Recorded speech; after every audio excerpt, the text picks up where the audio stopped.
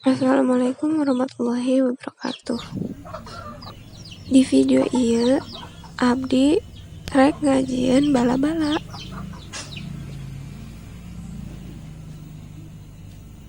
Hayu urang mulai.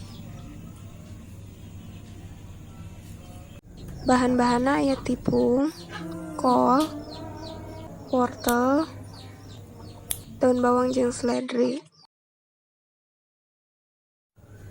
Masukkeun kol, wortel, daun bawang jeung seledri ka tepung, tambihkeun royco numutkeun raos, tuang oge cai kecap, aduk dugi rata.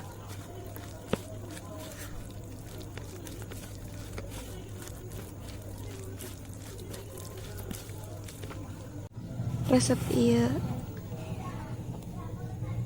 ayeuna tambihkeun oge ketumbar supaya langkung seungit, aduk deui.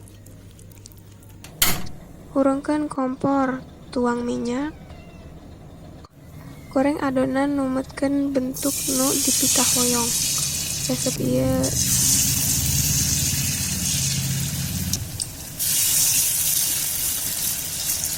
goreng dugi coklat emas.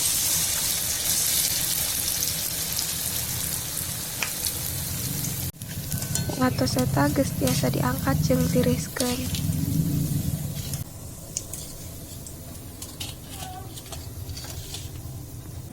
Di dieu abdi nganggo saos beres.